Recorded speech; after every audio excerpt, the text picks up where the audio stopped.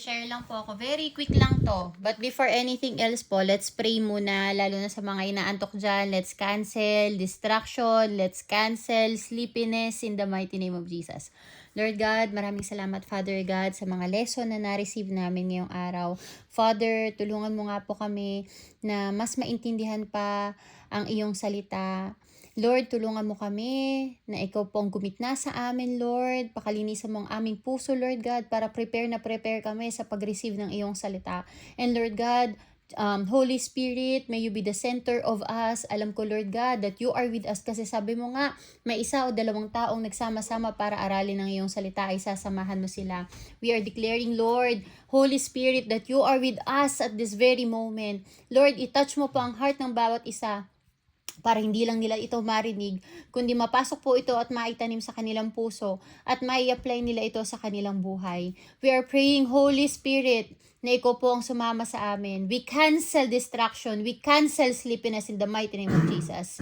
This we pray. Amen. Okay. So, meron lang po akong 9 slides dito to share. Yan. So, una, sabi nga po dito, ayan, nag-reflect na ba? Who is the sheep? Yan. Alam naman natin, in-explain na kanina, no? May mga nagsabi na kanina, nag-explain na kanina. Who is the sheep? Ang sheep natin ay si Jesus Christ. Sa kwento pong ito, or sa verse na ito, ang sheep mo natin ay si Jesus Christ. Ayan. So, ang sabi naman po dito, why does the sheep needs a shepherd? O bakit daw kailangan ng sheep ang shepherd? Yan, explain ko lang po para maintindihan nyo lang. First po, isa po to sa mga karakteristik ng sheep ha, yung talagang sheep. They are weak and easily stressed. So, ang mga, tawag nito, ang mga sheep po, hindi po sila magaling mag-control ng kanilang emotion. So, they are easily stressed. So, parang tayo lang din, may mangyari sa ating problema, may dumating sa ating problema, o kaya nakaka-overwhelm na situation, mabilis po tayong nai-stress. That's why we are compared to a sheep. Another characteristic of sheep po, bakit nila kailangan ng shepherd, ay sheep wander off and get into dangerous situation. So, mabilis po silang maligaw. Ang mga sheep po, mabilis silang maligaw. Kaya, kailangan nila ng mag-guide sa kanila kung saan sila pupunta. Okay? Tapos, ang problema po doon, naliligaw na nga po sila, napapahamak pa sila. Diba po? Another thing po na characteristic ng sheep ay they are unable to defend themselves. Alam niyo po, kapag inaatake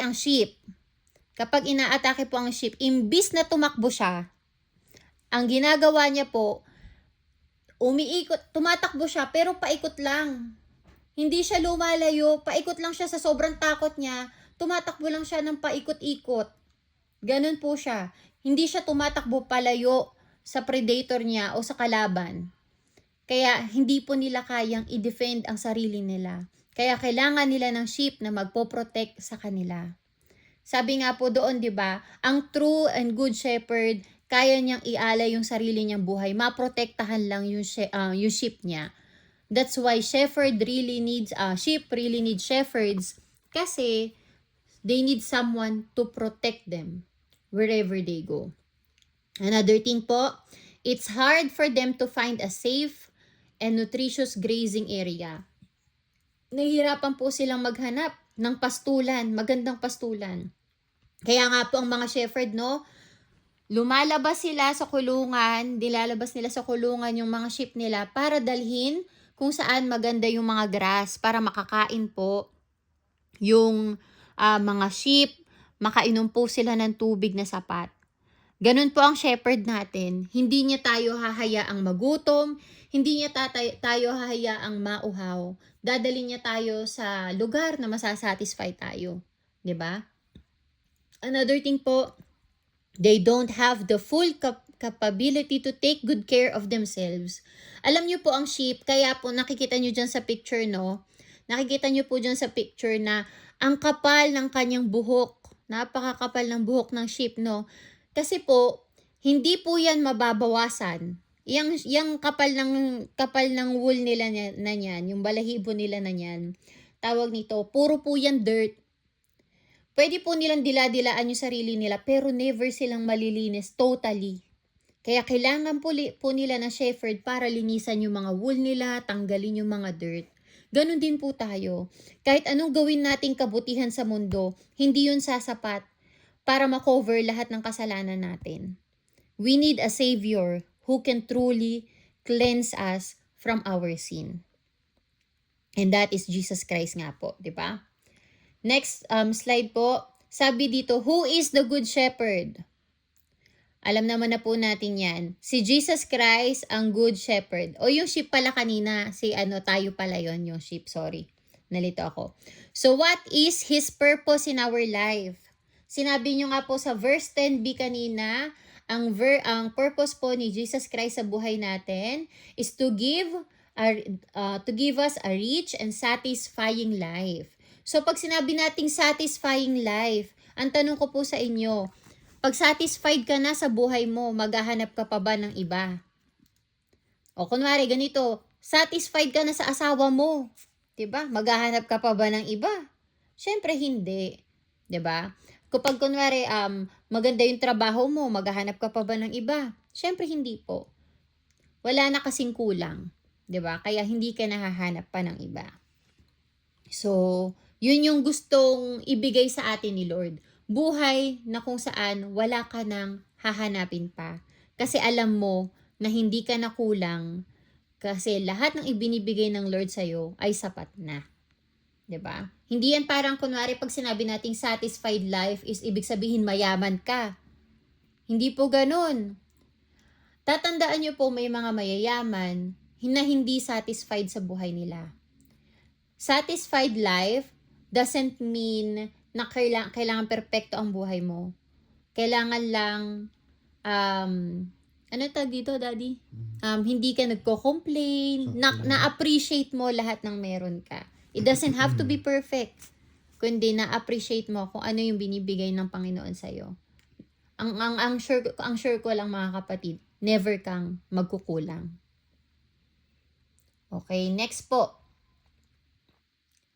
How would the shepherd provide that good pastulan?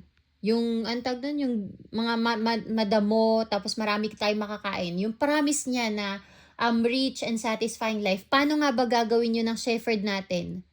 First po, remove us out of our comfort zone. Ito po nasa verse, sabi dito sa verse 3. He calls His own sheep by name and leads them out. So si Lord, hindi niya gustong nasa comfort zone ka lang, na palagi ka na lang andyan. Ang gusto ng Panginoon is i-challenge mo yung sarili mo. Kasi when you start challenging yourself, you will not depend on your own, but you will depend on Jesus Christ. Ayaw niya na sa'yo ka dumidepende kasi kabisado mo na to eh. 'Di ba?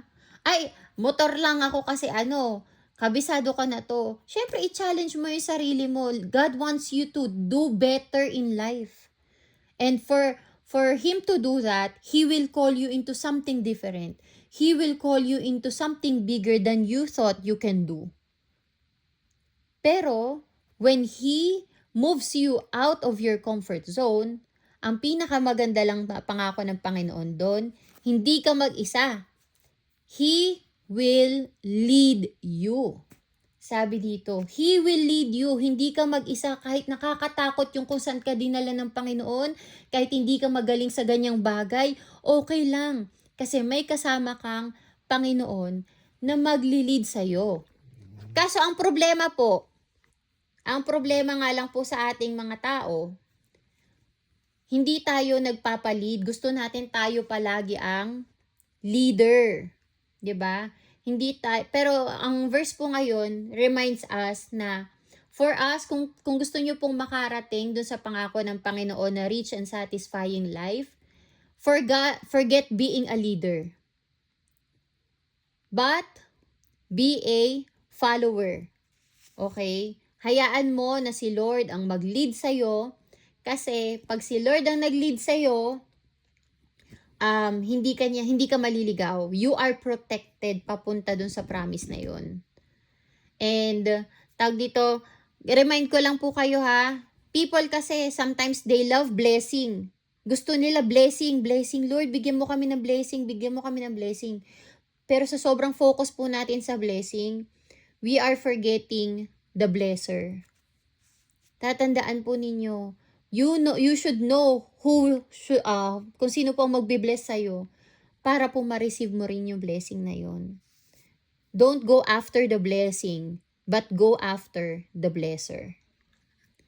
Imbis na Panginoon, ang nangyayari po sa tao is penge noon. Wag po ganon. Wag po tayo hingi ng hingi. Tapos hindi naman natin siya sinisik sa buhay natin. So, importante po, Panginoon, wag po puro penge noon. Okay? Next po. He will walk ahead of us. Alam niyo po yung salitang ahead? Ano po ba ibig sabihin ng ahead? Ha? Mauuna siya. So, mauuna po siyang maglalakad sa atin. Isipin niyo po yun, kunwari ako, o kaya si kuya mo, maglalakad yan.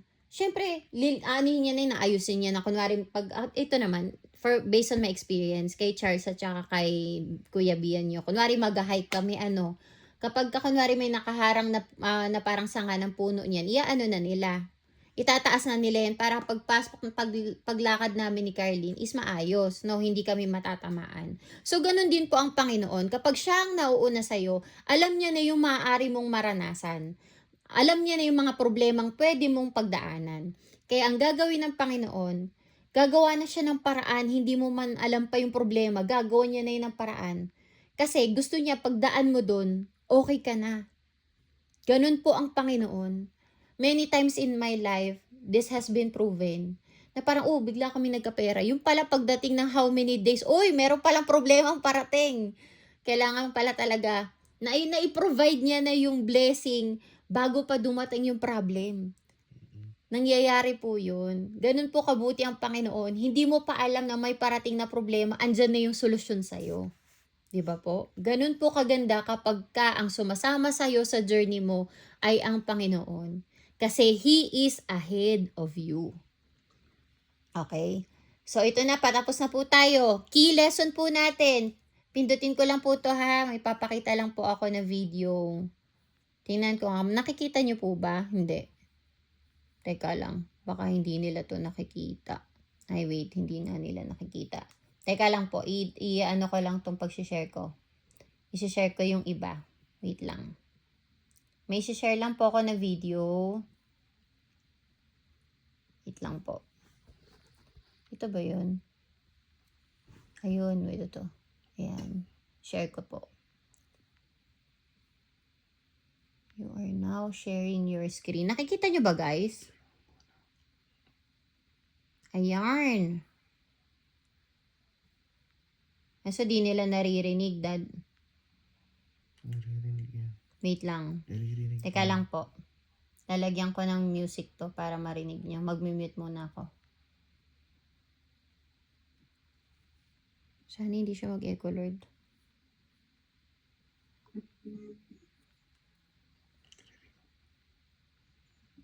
Naririnig nyo ba?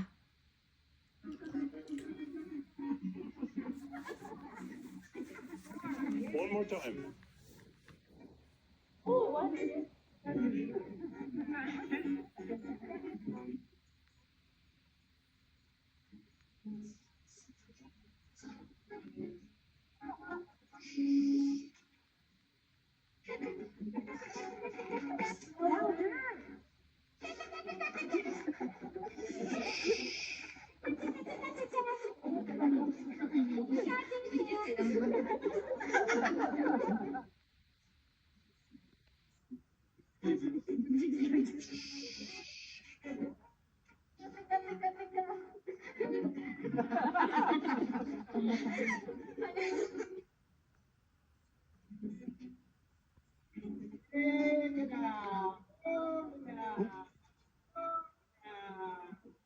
at that. Look at that.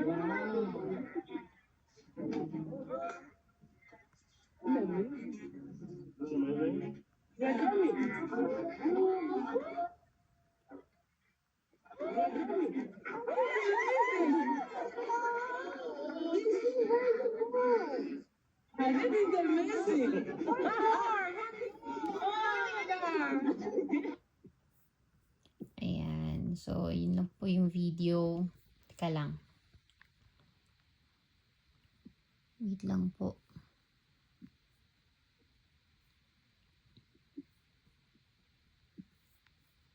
Ayan.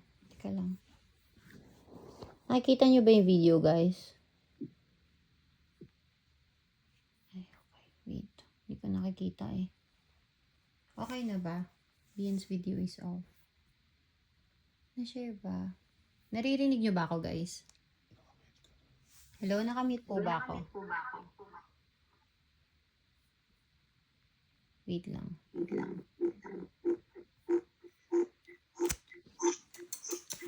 Ayun na. Nag-feedback na po siya.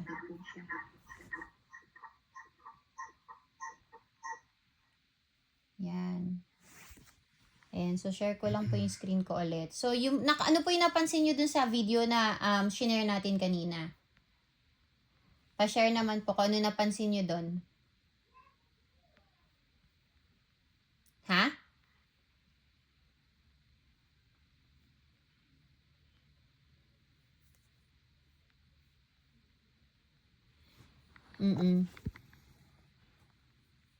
Sino pa po? Sino pa pong ano pa po napansin ng iba? Kaya na lang sumama sa iba. Baka maging papaitan. Pwede. Pampabaitan pala kasi. So, yun po. Ano napapansin po ninyo? Ano ko lang po yung slide natin na. Ba't ganun? Wala kang video dito. Wala nakikitang video dito. Wala kayo nakikitang video, guys? Ni Kuya Bian? Oh, no. Yan, yun na. Sharing na. Last, ano naman na to, conclusion na ako. So, tawag nito. So, yun po yung nakita po ninyo sa video na a true sheep of Jesus Christ. Yung totoo pong follower ni Jesus Christ. Kasi ang dali po sabihin na we are Christian eh. Pero have you or do you really hear the voice of God? Sabihin natin hindi basta voice lang or importante po kasi you know what the Lord wants you to do. At para po malaman po ninyo kung ano yung gusto ng Panginoon, you need to be close to Him. Kunwari, kayo mag-asawa, isang kindat lang ng asawa mo, alam ko na to. Alam ko na ibig niya sabihin. 'Di ba? O kaya gumano lang yung asawa mo, ay galit na to. Hindi nagsalita yung asawa mo. Kahit tanungin mo na ilang beses, ay alam ko na to, galit to. 'Di ba? So ganun din po. Kung paano malaman na you are connected with the Lord. Yung sheep po kanina do sa video at saka yung shepherd, they have connection. Kaya the sheep is following and they know the voice of their shepherd. Sana ganun din po tayo. Ang key lesson po ngayon is that the Lord wants us to bring into a rich and satisfying life. Pero paano niya po tayo dadalhin doon kung tayo ay hindi niya magagabayan? Kaya napaka-importante po na we read the Word of God every day para alam po natin kung ano yung tama at mali nating gagawin. Doon po yun, hindi po yun basta naririnig lang yung boses niya, kundi alam mo sa sarili mo, you can stand your ground. When someone is to tempt you, alam mo na mali ang gagawin mo. Because you have a God who is guiding you through those verses, scriptures na mga nabasa mo. That's why reading the Bible is very important po.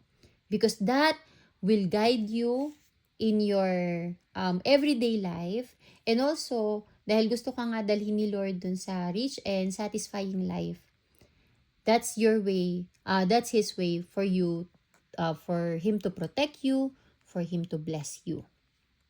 Sana po, ang prayer ko po na we become a sheep that knows the voice of our shepherd. Yun lang po. Okay, so let's pray po. Hallelujah, Lord. Maraming pong salamat, Ama, sa araw na ito. Salamat, Father God, for giving us a wonderful lesson. Thank you for reminding us, Father God, that we, as your follower, should recognize your voice para po you will be able to protect us, you will be able to guide us, you will be able to bring us to your promises. At higit sa lahat, Lord God, you will be able to sustain us. Kaya naman, Father God, remind us this week to do our devotion, to do our Bible reading.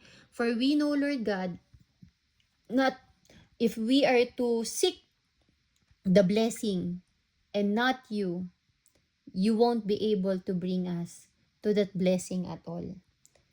Para po makapasok kami sa blessing, kailangan isik po muna namin ikaw, which is our blessor. Remind us of that every day, Father God. Help us to do our devotion and at the same time apply them in our life. We love you so much, Lord. Continue to be with us. This we pray in Jesus' name. Amen. Yan. Thank you po, guys. Siyempre, hindi mawawala ang ating picture taking. Sana meron po tayong natutunan sa araw na to.